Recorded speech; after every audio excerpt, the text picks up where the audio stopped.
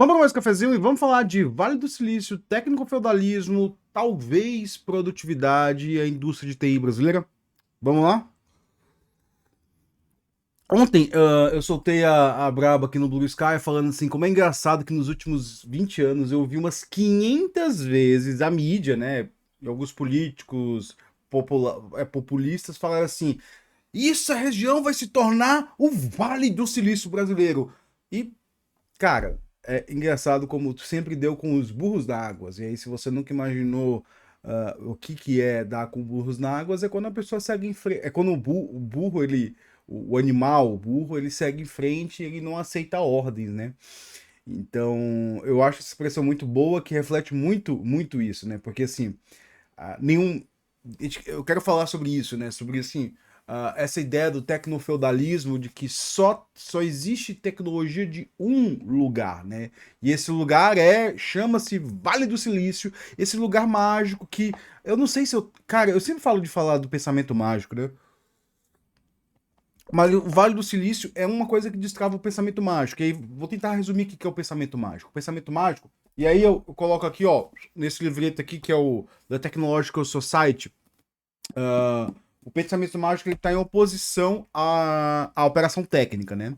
Então, assim, e eu tô falando isso e ele tá citando vários caras, mas assim, esse é o cafezinho, galera. Se você me critica, quiser me criticar, fica à vontade, comenta aí.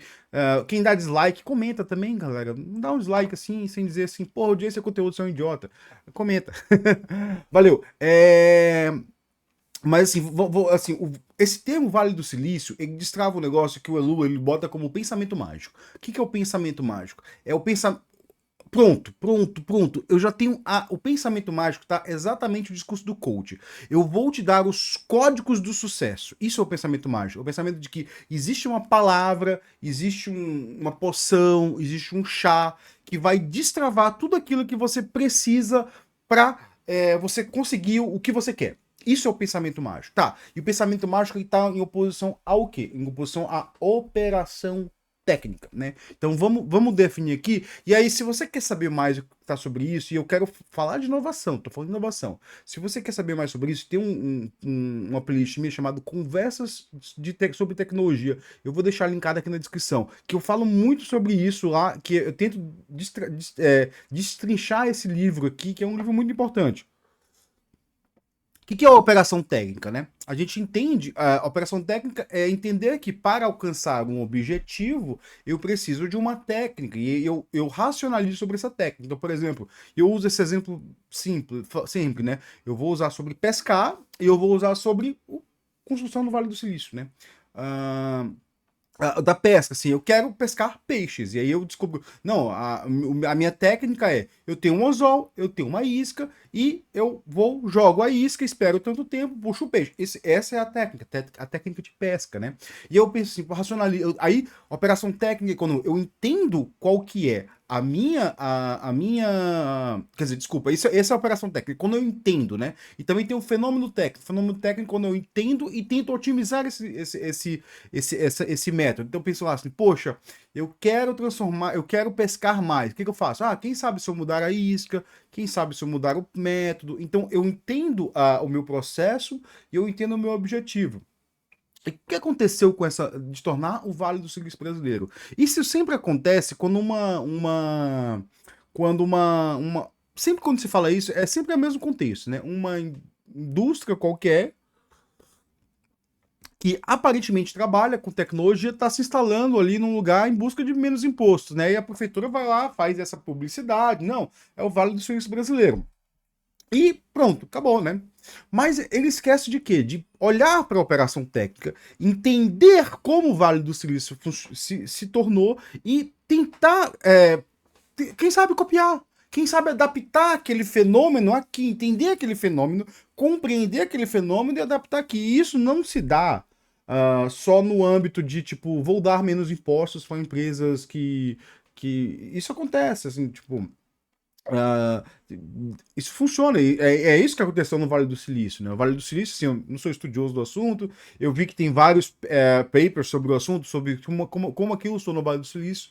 Um do que eu sei é que ali foi muito foco de investimentos militares em uma área específica. Então, por exemplo, a gente pensa, a OpenAI foi feita tudo com fundo de venture capital.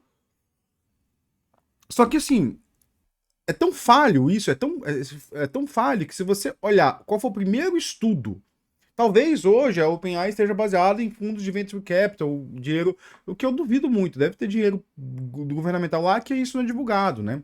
É, se você olhar qual foi o primeiro paper sobre o assunto de machine learning, ele é da Marinha Americana. É da Marinha Americana. O Perceptron é da Marinha Americana. Então, assim, existia um planejamento do governo americano de tornar aquilo uma área de desenvolvimento, né? E assim, tá, Vitor, o que o Brasil tem a ver com isso? O Brasil tem a ver com isso porque, assim, a, o Brasil não pensa em fazer um Vale do Silício, nunca pensou, assim, por mais que queira ter pensado, né? O pensamento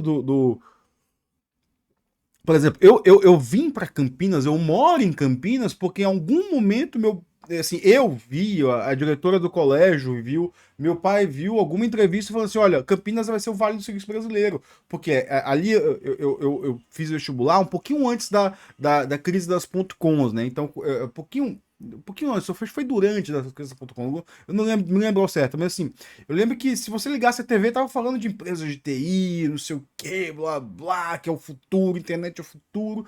E aí, obviamente que assim, eu não sei se eu já falei aqui, mas assim, eu não fiz computação por gostar de computadores, né? Eu fiz computação porque um professor de matemática falou assim, cara, você tem um pensamento, você gosta de pensamento lógico, você vai fazer seria bom você fazer computação. E aí eu fui olhar e eu vi realmente, eu gostava muito do tema e eu adorei fazer computação. Só que eu não era fetichista, né? Tipo, eu não gostava de. E aí, olha, o fetichista pelo lado bom e pelo lado ruim, né? Tipo, eu não gostava de ficar brincando com computadores, eu gostava de ficar brincando com, sei lá, com entender algoritmos, entender processos, né? Mas voltando aqui ao assunto, né? Em 2000 você tinha essa ideia de Campinas, né? Só que o que faltou para ter esse ambiente, né? Faltou-se assim, tipo, buscar, beleza, buscar convencer as pessoas de, tipo, cara, vale a pena ficar aqui. Porque assim, pare e pensa, o que acontece com. E eu tô falando de tecnofederalismo, tá, galera? Com as boas universidades brasileiras, assim, tipo, aquelas que todo mundo fala assim, não, vai ser o Vale do Silício Brasileiro, vai ser o Vale do Silício Brasileiro. E aí, e eu, assim, eu posso contar a minha própria experiência, né? Eu lembro, eu moro num bar aqui que a gente fazia happy hour num bar que fica aqui nessa rua, né? E na época chamava. Putz, agora eu não lembro o nome, né? Mas agora eu não lembro o nome, mas era, era aqui nessa rua, um bar que a gente sempre marcava, quer dizer, quando tava todo mundo estagiando, vários lugares, a gente começou a marcar aqui nessa rua, né? E é perto de casa, eu passo toda vez na frente dele, eu lembro, né? E a gente conseguiu fazer a gente teve a formatura mais ou menos em fevereiro, final de fevereiro, um pouquinho antes do carnaval. Eu lembro que eu arrancar meu siso. E um pouquinho depois a gente marcou um happy hour, que foi o último happy hour, que todo mundo tava feliz, sei o que, não sei o que. E a gente tentou marcar 2 meses depois. Não tinha ninguém na cidade. Todo mundo tinha ido embora. Tipo, as pessoas tinham ido embora. As pessoas tinham. Por quê? Porque assim, eu não sei porque eu fiquei aqui, sério, até hoje eu me questiono se foi a melhor escolha, né? É, porque assim, aqui não tinha atratividade de crescimento de carreira, não tinha atratividade de valorização do profissional. Então você olhava aquele profissional ali, um moleque de 24 anos, eu era os mais novos da minha turma, de 24, 30 anos ali, porque tem muita gente que estudou mais 2 anos para entrar na faculdade. De 24, o pessoal de 24, 30 anos, eles olhavam assim, poxa, eu posso aqui ganhar um salário que na época era relativamente bom, eu tô falando aí de 2007, né? Ou posso ir para São Paulo, ganhar 30% a mais, 40% a mais, 50% a mais, 2 vezes mais, né? Eu já vi casos, né? Ou eu posso ir para fora, né? E aí para fora, assim, uma das questões que pesava contra é que naquela época tinha um otimismo muito grande em relação ao Brasil, né? Então as pessoas não iam embora tão fácil. Era muito fácil você encontrar gringo vindo pro Brasil. Era uma época de, se você não sabe, 2008, 2009, 2008 é uma época de grande crise mundial, né? Uma das maiores crises do capitalismo. E 2009 foi uma época de grande otimismo em relação ao Brasil, né? E a gente tá nesse contexto aí, né? Então, assim, todo mundo foi embora. Por quê? Porque não tinha. valorização. E isso acontece, assim, o Vale do transformar um lugar num Vale do Silício, e aí você pega assim.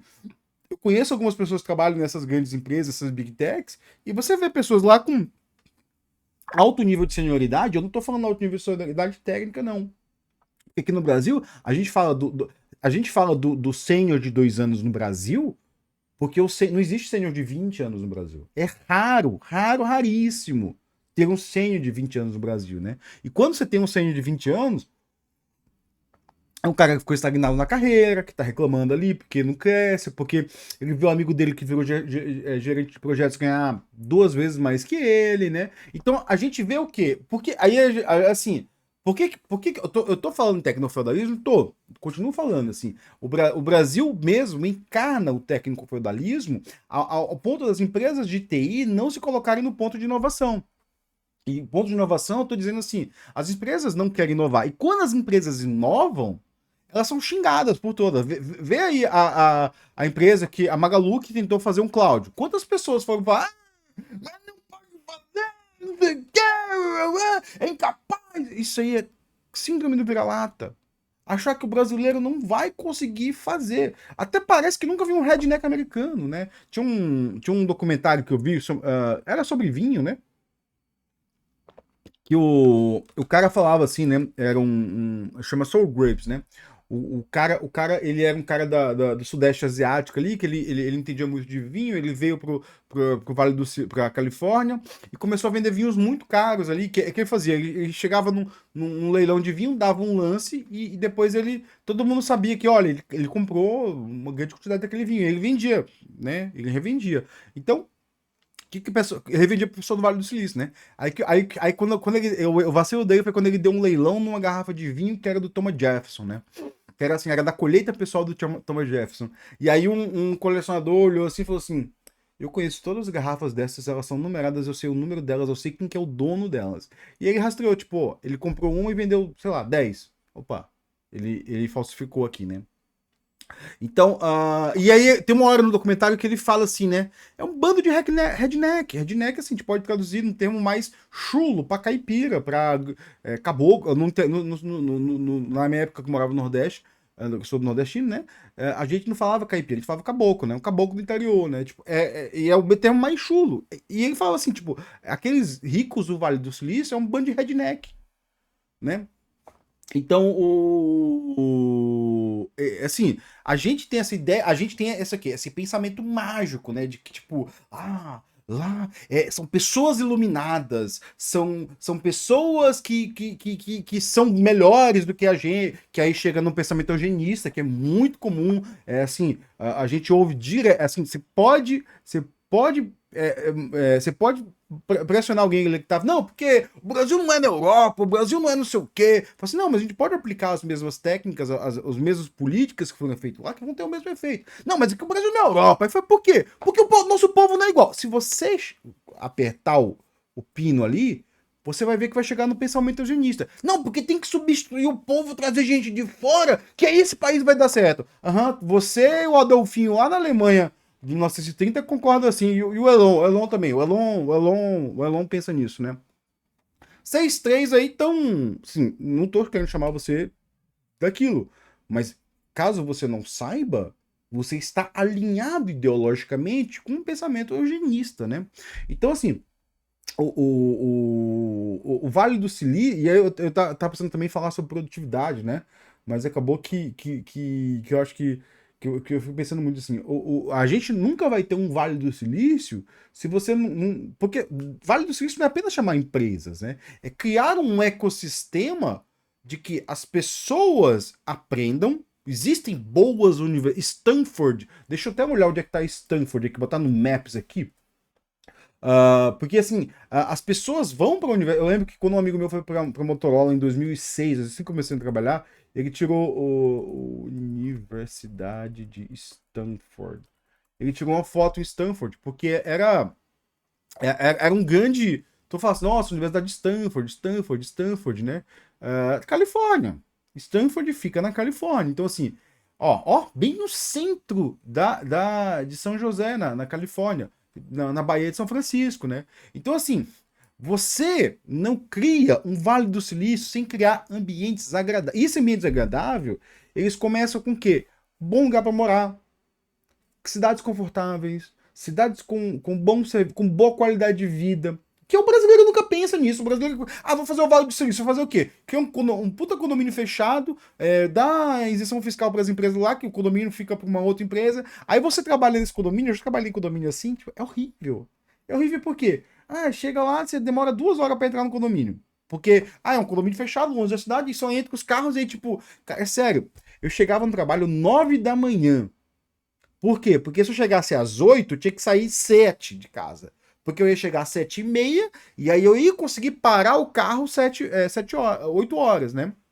Era meia hora para entrar no condomínio e achar uma vaga. Se eu falo assim, se eu chegar às 9, né? Eu saio de casa às 7h30, demoro 15 minutos, 10 minutos para estacionar, paro, tomo um cafezinho e chego às 9 do trabalho, né? Então, assim, você cria um Vale do Silício criando um ambiente favorável para o quê? Para as pessoas estudarem ali, fazerem inovação. Assim, essas empresas, elas têm área de inovação. Quantas empresas brasileiras têm área de inovação? Inovação, assim, tipo, eu chego ali numa universidade, eu vou usar o TFPR, chega alguém... Eu estava vendo ontem um curso, e aí eu já tá, desses minutos, eu vou terminar aqui, né? Que era sobre o banco de dados da Stanford. Eu falei, cara, pô, esse curso eu lembro que eu vi, eu vou dar uma olhada aqui. Eu tava ali na TV vendo. E aí, no começo do curso, ele tava lá assim, ele tinha um apoio de várias empresas, né? Era um curso, Carnegie Mellon, Carnegie Mellon University. Onde é que é? Algumas quadras da Stanford, duas universidades. A Carnegie Mellon tem. Assim, quando eu fiz quando eu trabalhei com IA, a gente trabalhava com um framework desenvolvido dentro dele, o Sphinx, né? O Sphinx era da Carnegie Mellon, né? CMU. E eu vi o curso de banco de dados deles, né? E aí eles tinham umas 20 empresas apoiando o curso. Que aí a primeira coisa que ele fala, eu vou deixar o link pro curso aqui, né? A primeira coisa que eu falei que ia deixar um outro link, nem lembro mais porquê, né? A primeira coisa que ele fala no curso é assim, ó, isso aqui não é um curso sobre como usar banco de dados, é um curso de como fazer banco de dados. E aí ele tinha umas 20 empresas apoiando ali, que eram o quê? Empresas da região, né? Que estavam ali para quê? Para patrocinar o curso, para quê? Para contratar aquelas pessoas. Então você vê que tem um ecossistema, né? O Vale do Silício não é empresas individuais que estão atrás de. E eu vou terminar aqui, tá, galera? O Vale do Silício não é empresas individuais que estão atrás de isenção fiscal. Ele é um ecossistema de inovação que entra dentro desde sociedade privada, governo, um monte de coisa, cidade, né? Eu acho que o mais perto do que a gente tem isso é o Porto Digital no Brasil. A única cidade brasileira. E aí você, sudestino, pode ficar com raiva. A única cidade brasileira que pensou em construir um Vale do Silício é Recife, é o Porto Digital. Isso, assim, é bem capaz das empresas pernambucanas, algumas daqui a pouco valerem tão. As empresas de tecnologia de verdade. A meu ponto nesse vídeo era não falar, era apenas dizer assim que a gente é usuário de tecnologia, a gente não é fazedor de tecnologia, não é, a gente é usuário, não é construtor, né? Em São Paulo, a inovação é de construtor, é de usuário de tecnologia, né? Talvez lá seja de construtor. E era isso, meu cafezinho, pessoal. Tinha muita coisa que eu queria tocar aqui, acabei não tocando. Se duvidar, ficava 2 horas nesse cafezinho. Eu espero te ajudar com alguma coisa. Muito obrigado. Se não gostou, comenta aí. Se gostou, comenta aí. Se você acha que ficou alguma ponta solta, alguma coisa mais pra falar, comenta aí, compartilha, xinga, faz o que quiser. Se xingar, eu vou bloquear, tá? Eu adoro isso. Valeu. Valeu, obrigadão.